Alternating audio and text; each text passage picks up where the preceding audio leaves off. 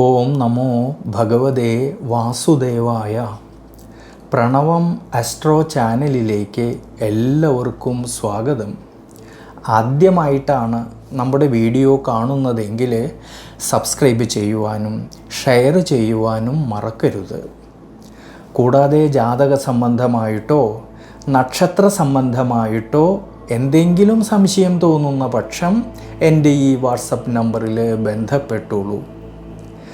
ഞാനിവിടെ പറയുന്നത് 2026 വിഷുഫലത്തെക്കുറിച്ചാണ്. കഴിഞ്ഞുപോയ വർഷത്തിൽ ഉണ്ടായിരുന്ന സുഖദുഃഖങ്ങളിൽ നിന്നും പുതിയൊരു അധ്യായം തുറക്കുന്ന, സന്തോഷത്തിൻ്റേതായിട്ടുള്ള അധ്യായം തുറക്കുന്ന സമയമാകട്ടെ നമ്മുടെയൊക്കെ ഈ ഒരു വർഷത്തെ വിഷു.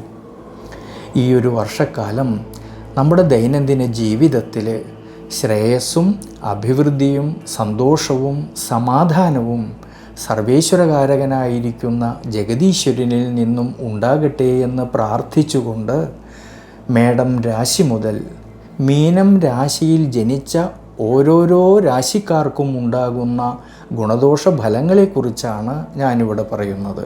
മൂലം നക്ഷത്രവും പൂരാടം നക്ഷത്രവും ഉത്രാടം നക്ഷത്രം 15 നാഴികയും കൂടിച്ചേരുന്ന ധനുരാശിയിൽ ജനിച്ചവർക്കാണെങ്കിൽ ജൂൺ മാസം 2-ാം തീയതിക്ക് ശേഷം സർവേശ്വരകാരകനായിരിക്കുന്ന വ്യാഴത്തിന് അഷ്ടമ ഭാവസ്ഥിതി വരുന്നതുകൊണ്ടും സുഖസ്ഥാനത്താണെങ്കിൽ ശനീശ്വരൻ്റേതായ സ്വാധീന ശക്തി ഉള്ളതുകൊണ്ട് ജൂൺ മാസം 2-ാം തീയതിക്ക് ശേഷമുള്ള സമയങ്ങളിൽ ധനുരാശിക്കാരുടെ ദൈനംദിന ജീവിതത്തിൽ വളരെയധികം ശ്രദ്ധയോടുകൂടി, വളരെയധികം ഈശ്വരാനുഗ്രഹത്തോടുകൂടി, വളരെയധികം ദീർഘവീക്ഷണത്തോടെ മുന്നോട്ട് പോകേണ്ട സമയമാണ്.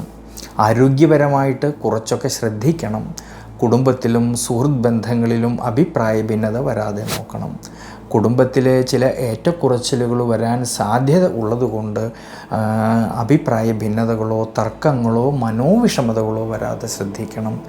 ദൈനംദിന ജീവിതത്തിൽ കഷ്ടനഷ്ടങ്ങൾ വരാതെ, ഭാഗ്യഹാനി വരാതെ ശ്രദ്ധിക്കണം.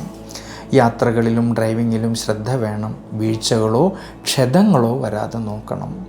ഇനി വ്യാപാര വ്യവസായ മേഖലകളിൽ, സ്വയം തൊഴിൽ ചെയ്യുന്നവരിൽ, ഔദ്യോഗിക മേഖലകളിൽ പ്രവർത്തിക്കുന്നവരിൽ വളരെയധികം ശ്രദ്ധയോടെ മുന്നോട്ട് പോകണം.